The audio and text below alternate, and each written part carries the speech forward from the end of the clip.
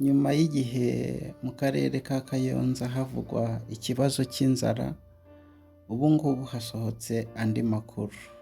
Meya Munyemanzi Jean Bosco yirukanwe mu nshingano zo kuyobora aka karere hamwe n'abamwungirije.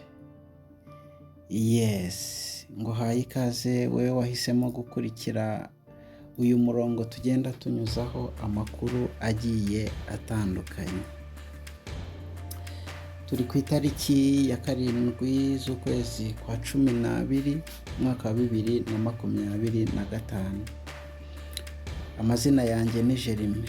Ku rupapuro rwanjye rw'umweru inyuguti zo ni umukara. Hari inkuru ivuga ngo meya w'akarere ka Kayonza Munyemanzi Jean Bosco yirukanwe mu nshingano hamwe n'abo yari afatanije nabo kuyobora aka karere. Mu bo yari afatanije mu bari bamwungirije harimo uyu nguyu Munganyinka Hope wari ushinzwe iterambere ubukungu.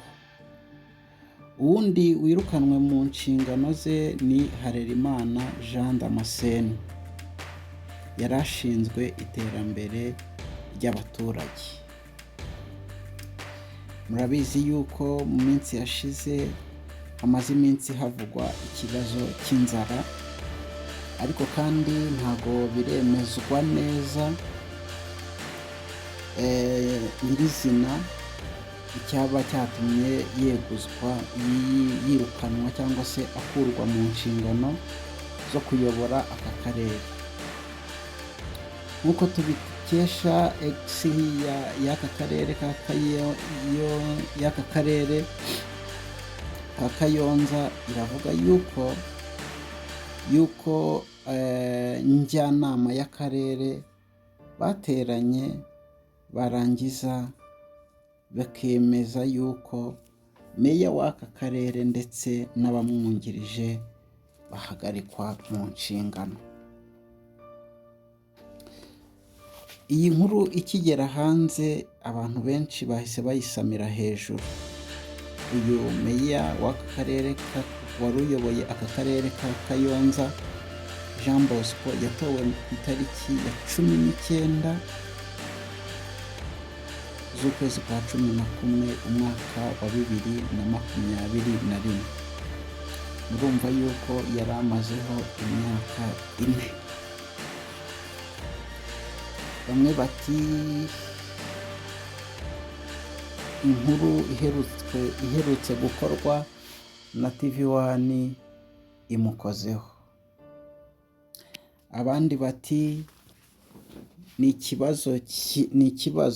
kibazo ngo cyakabaye cyari cyarabonewe umuti, ariko kandi ngo bitewe n'inzara imaze igihe muri aka karere, bikavugwa amakuru akavuga yuko hatakozwe ubuvugizi kugira ngo hashakwe igisubizo ku nzara yari iri muri aka karere ka Kayonza. Ikindi wamenya nuko muri aka karere ka Kayonza kamaze imyaka 3 katagusha imvura. Murumva rero muri aka karere ka Kayonza kagizwe n'imirimo y'ubuhinzi. Akarere rero kagizwe n'ubuhinzi kakamara imyaka 3 nta mvura, bahuye n'ikibazo cy'amapfa. Ariko kandi amakuru akavuga yuko hakabaye harakozwe ubuvugizi cyangwa se hagashakishwa ubundi buryo bwo kugira ngo abaturage bahinge. Ariko kandi bikavuga yuko nta buvugizi buhagije bwakozwe, dore yuko bamwe baravuga ati iyo habaho ubuvugizi hari kubaho ikintu cyo kuvomerera imyaka, ariko ibyo ngibyo nta byabaye, ahubwo abaturage bakomeje gutaka inzara. Ariko meya w'akarere ka Kayonza ntiyababonera igisubizo. Amakuru avuga yuko byageze ku rwego n'abaturage batangira gusuhuka, ndetse bamwe nk'uko tubikesha umunyamakuru wa TV1, abaturage bamwe bakavuga yuko abagabo babo batangiye no guta abagore bagatana abana abagore, abandi batangira gusubira iwabo mu tundi turere. Ibintu ntibyagenda neza. Wenda ndagira ngo mbasubize inyuma gatoya, mbibutse iyi nkuru ukuntu byaje kuba bigenda, ndetse iyi nkuru bikavugwa yuko ishobora kuba ariyo yaba ikoze kuri uyu meya ndetse n'abari bamwungirije. Nshaka ikintu ntekera abana ndakibura, mbonye ko binyobeye abana ari kumbwira ngo urabe iki, turi gukora ikintu mba njya guca ibitanga ndabiteka, maze bitangenda ni kinini cy'ibiro. Ndangije uko byagenze ntabwo mbise ngera ituye hasi, nakangutse mbona abantu bahamagaze hejuru bambwira ngo nabiyahuje. Kuki wiyahuye? Nari mbuze icyo abana ese aho kugira ngo bajugunye n'ubundi ntabwo bajugunye n'umugabo ntawe tubana. Watetse ibitanga? Natetse ibitanga bari gushisha abana urebe ko bagira ngo baratetse. Njyewe nabiteretseho, maze kubiterekaho njya kuziha uwo muti. Umwana winjiye mu nzu abwira ngo mama byatogose kuri ibyo kurya, niwe wasanze ntawe wihaye, ajya guhamagara abaturanyi. Yasanze wihaye iki? Ikinini cy'imbeba. Ubwo se yatetse imitanga wumva ko ubuzima bukomeje? Yatetse imitanga agira ngo ahunge abana batamugwa mu maso, atagwa mbere ye, abatagwa imbere ye. Si ibyo gusa, kuko bamwe mu baturage bamaze iminsi basuhuka nko mu kagari ka Byimba baragiye. Ubu natwe n'ubura duhari, ariko duhari tudahari. Abantu bari gusuhuka baragiye, uretse ko bamwe banagenda bakabatangira. Ubu ngubu bari kubona abantu bagiye gushyira mu yindego, ubuyobozi bukabatangira ati musubireyo. Turi gusuhuka, ahubwo bamwe twabuze naho tujya. Umuntu arahagarara akazunga isereri, rimwe na rimwe wajya kukabona yikubise hasi. Hari inzira abagabo baragiye, nkajya abona batanu bafite njyenyine, umugabo yaragiye bikomeye arigendera. Abagabo rero batinya inzira bagenda mbere, yaragiye sinzi n'ahandi. Abamaze gusuka hano kari benshi na ni nka 18 mo hano bamaze kugenda inzu zikinze. None se urumva amaherezo y'inzu atari mu nzu, urumva iwacu bari kumamaga ngo niba byanze twohereze itike utahe. Ese ubu ndataha n'umuryango wanjye nsubire ku ivu. Gumiriza Samweli, umuyobozi w'umudugudu wa Nyamata, yungamo ko bijya binabagora kuyobora abaturage bashonje. Biragora kuyobora abaturage bashonje, nta n'ikintu wababwira ngo bumve. Nk'uko babibabwiye barimo barasuhuka. So ngira ngo murabyumva yuko muri aka karere ka Kayonza Mumaze kubarura ingo zingahe zimaze gusuhuka. Umudugudu wa Nyamata tumaze kubarura ingo 20 zakinze zirasohoka. Ngira ngo tuberetse uyu ni umuryango wafunze ukaba warasohotse kubera ikibazo cy'inzara. Ni kwa abana bashaka, bahita kwa Mukanoheli, nabo baragiye. Bamaze nk'ibyumweru nka 2 bagiye rwose. ngira ngo Magarariye isibo njye umuyobozi wacu, bano baragiye baragiye, ariko baragiye narahiye abandi bagiye. Bavuga ko bagiye bizezwa kenshi guhabwa uburyo bwo kuhira, ariko amaso yaheze mu kirere. Bizera ko nibafashwa kubona uko buhira bizatanga umusaruro. Ibi ntabwo ari amakabya nkuru bituvuga, ni ibintu rwose, kuko n'ubuyobozi bwabo barareba. Icyo twifuza twatangiye kiradutaka, nibura baduhe irigasiyo.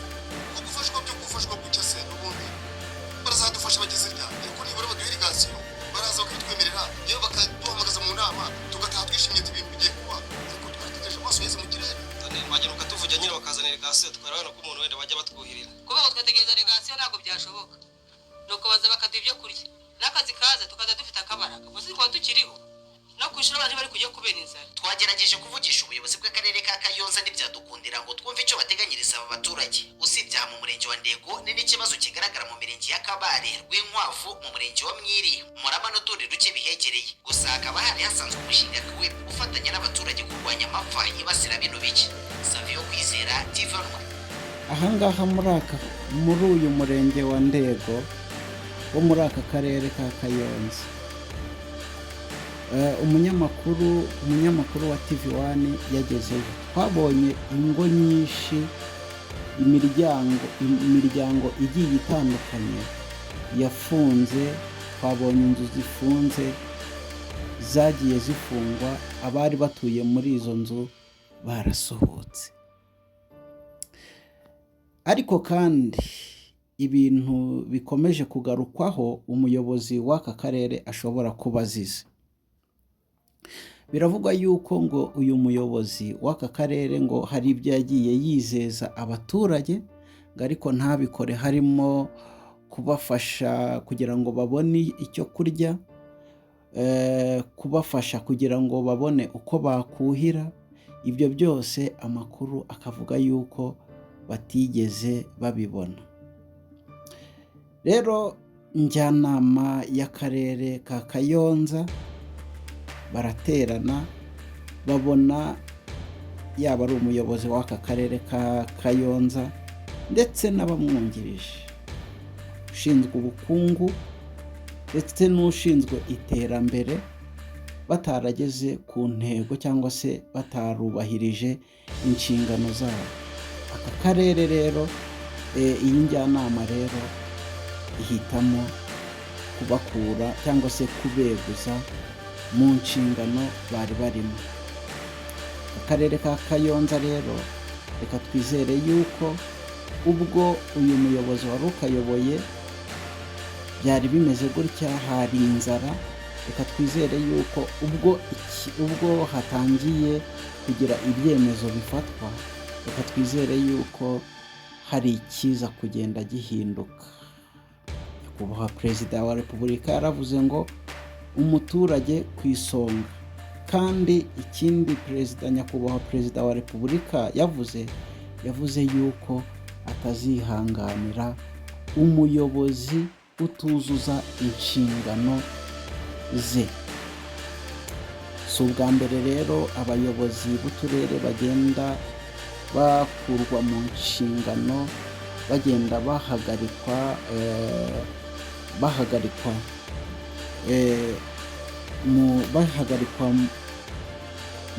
ku myanya bari bayoboye, twagiye tubabona. Uyu munsi rero hari hatahiweho umuyobozi w'akarere ka Kayonza. Nshimire wowe wari ukurikiye iyi video, ntugende udakoze subscribe, ndaje dukomeze n'ayandi makuru. God bless you.